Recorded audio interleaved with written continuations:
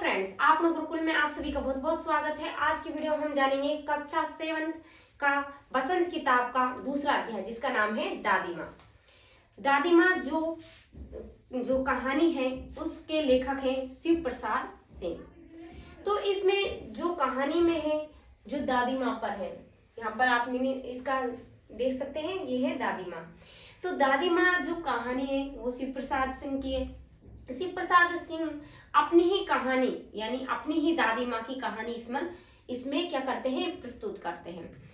वो याद करते हैं एक चिट्ठी उसके किशन भैया जो भिजवाते हैं और उसको पढ़ते हैं तो उन्हें आंखों में आंसू आ जाते हैं। क्यों? क्योंकि अब उसकी जो दादी माँ थी वो अब इस दुनिया में नहीं रही। तो वो पिछले जो यादों को याद करते हैं और याद करते हैं कि मेरी दादी माँ कितनी अच्छी थी, मुझे कितना प्यार करती थी, स्नेह करती थी। यहाँ तक कि और जो मेरे जो मित्र थे वो मेरे सामने तो मेरी तारीफ करते, मेरे शुभचिंतक बनते, कहते कि हाँ छुट्टियां पड़ गई हैं ये कहकर, और पीठ पीछे मेरी ही बुराई करते।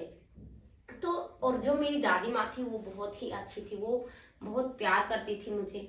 उस समय आश्विन का महीना था, ठीक है, जैसे कुआर का महीना, वहां पर पानी वगैरह भरे पड़े थे।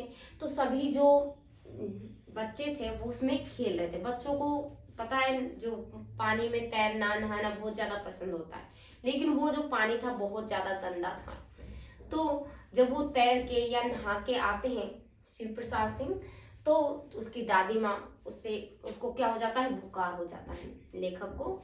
तो दादी माँ उसकी केयर करती है, उसकी देखभाल करती है, उसे अपने पास में सुलाती है और उसकी तबीयत वगैरह यानी पट्टी करना या उन्हें तरह तरह की दवाई देना, यानी 20 तरह की दवाइयों के नाम दादी माँ को याद थे।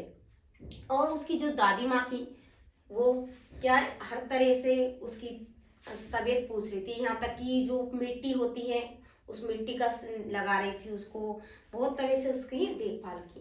तो जो लेखक का बुखार है वो क्या है, उतर जाता है। तो मतलब उसे बीमार होना भी बहुत अच्छा लगता है लेखक को, क्योंकि उसको केयर करने के लिए उसकी क्या होती है, दादी माँ होती है, इसलिए वो बीमार बार बार होता है। एक बार इतनी तेज उसको बुखार चढ़ आता है कि वो उतरने का नाम नहीं लेता और वो रात को 12 बजे जाके उतरता है। इसके बाद जो कहानी में आते हैं, जो मैंने यहाँ प्रमुख पात्र लिखे हैं, शिव प्रसाद सिंह, दादी माँ, फिर है किशन भैया। देखिए किशन भैया जो होते हैं उनकी शादी होती है, तो जो दादी माँ होती है वो बहुत ज्यादा खुश होती है और उस शादी में बढ़ चढ़ कर भाग लेती है, उत्साह के साथ सब तैयारियां वगैरह करती हैं।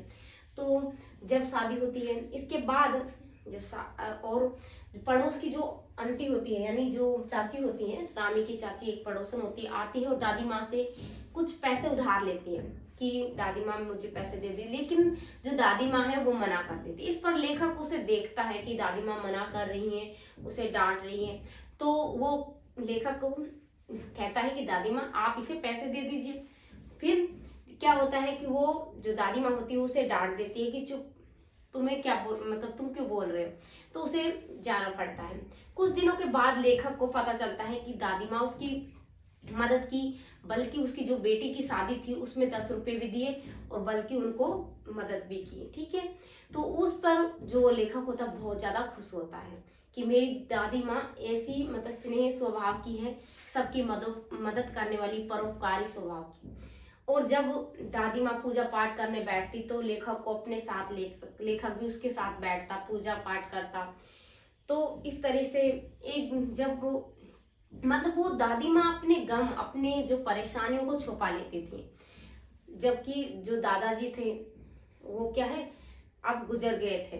तो गुजर गए जाने के बाद दादी जो उदास रहती थी लेकिन किसी को दिखाती नहीं थी, और लेखक पूछता था तो उसे कहती थी चलो खाना खवाती हूँ या कुछ और काम में लग जाती थी, तो अपनी परेशानियों को छुपाती थी। गांव वाले सभी दादी माँ की मदद लेते थे किसी दवाई के उसमें, क्योंकि दादी माँ को 20 दवाइयों के नाम याद थे, सब तरह से उनकी सबकी मदद करती थी। तो इसके बाद जब लास्ट में जो बाबू होते हैं वो दादी माँ के पास आते हैं और जैसे कर्जा बहुत ज्यादा हो जाता है, नुक्ता वगैरह करते हैं, तो जो दादी माँ होती है तो वो मना करती है, फिर भी जैसे जो परंपरा होती है उसके अनुसार करना होता है। दादी माँ फिर कहती है कि कोई बात नहीं, कि हो गया जो हो गया, लेकिन अब जो मेरे पास तुम्हारे दादा के जो कंगन है, यानी सोने के कंगन थे दादी माँ के पास, उसने उन्हें दिया कि इनसे तुम्हारे जो कर्जे उतर जाएंगे। और रोती हुई उन्होंने कहा कि इसी दिन के लिए मैंने ये कंगन क्या संभाल के रखे थे।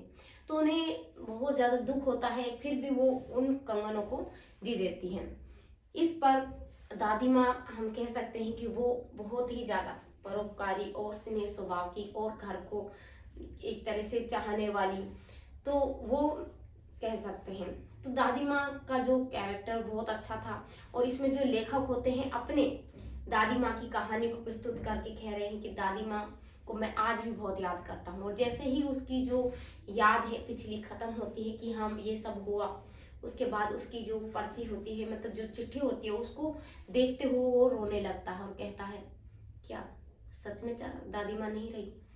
तो वो उसे एकदम से यकीन नहीं होता इस बात पर। इस पाठ के कुछ शब्दार्थ है कि शुभचिंतक, शुभचिंतक का जो अर्थ होता है अच्छा चाहने वाला, जो आपका शुभचिंतक होगा वो आपका अच्छा चाहेगा।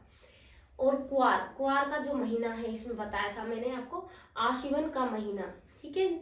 और हिलोर, हिलोर का अर्थ होता है ऊंची लहरें। और शीतल, शीतल का अर्थ है ठंडी, इस समय जो ठंडी लहरें चलती है कुआर के महीने में, ठीक है। तो इस प्रकार से हमने ये जो बसंत पाठ का जो दूसरा अध्याय जिसका नाम है दादी माँ देखा। अगर आपको ये वीडियो अच्छा लगा हो तो इसे लाइक करें, शेयर करें और सब्सक्राइब करें।